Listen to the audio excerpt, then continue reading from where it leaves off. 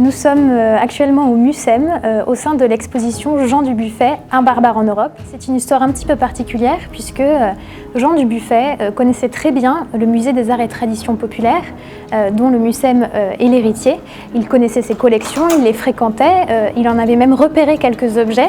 Et c'est vraiment de ce cœur historique qu'est partie l'idée de parler de Jean Dubuffet au MUSEM aujourd'hui. On est accueillis dans l'exposition par ce tableau qui s'appelle Le Déchiffreur, qui est un tableau de 1977 que Dubuffet peint à la fin de sa vie et qui est très symbolique pour commencer l'exposition, puisqu'on est face à une œuvre qui fait partie de la série des théâtres de mémoire. C'est de représenter les mécanismes de la mémoire à travers les moyens de la peinture, les moyens de la création artistique. Avec au centre de la toile un personnage seul qui doit trouver sa place et orchestrer ce chaos dans lequel il vit. Le premier moment de cette exposition est consacré à ce que Dubuffet lui-même appelle l'homme du commun.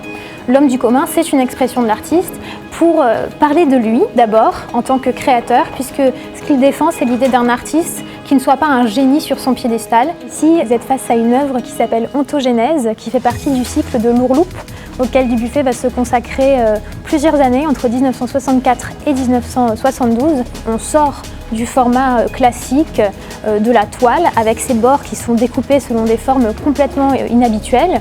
Et puis, si vous regardez cette toile, a priori, vous avez l'impression d'être face à quelque chose de complètement abstrait, de purement graphique. Et en fait, lorsqu'on regarde bien, on voit apparaître progressivement des contours de visage, des formes qui font écho au titre de l'œuvre. Ce que vous avez ici, c'est un costume conçu par Dubuffet pour son tableau vivant Coucou Bazar, qui est montré pour la première fois en 1973 au musée Guggenheim à New York. Il va créer un tableau vivant, animé, où les éléments représentés vont se mettre à bouger.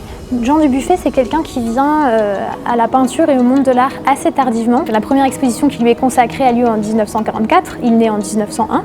On voit que c'est quelqu'un qui arrive à la peinture assez tard.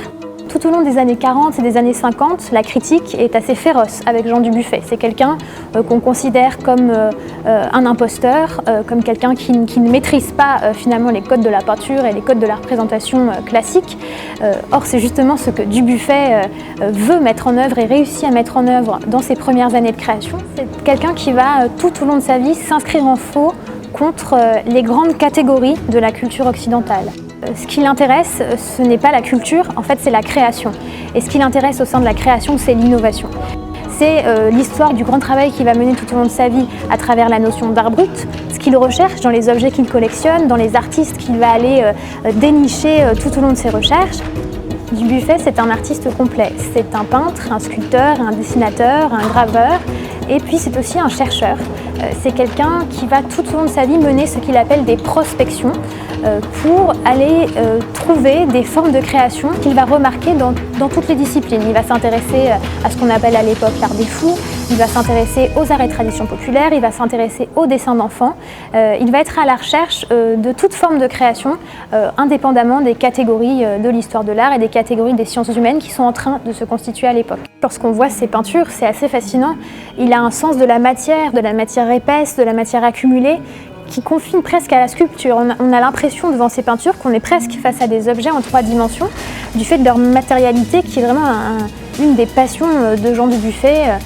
C'est ce travail sur presque la chair des peintures. Et c'est la même chose lorsqu'il travaille ses sculptures. Parfois, on a l'impression qu'il s'amuse dans ses sculptures à avoir des jeux de 2 dimensions, 3 dimensions, qui brouillent un petit peu les codes, qui brouillent les pistes. C'est sa grande caractéristique, c'est ce qu'il s'amuse à faire tout au long de sa vie. Dubuffet, ce qui l'intéresse, c'est de trouver la pépite qui va donner une autre vision de la création, au-delà de la culture institutionnelle.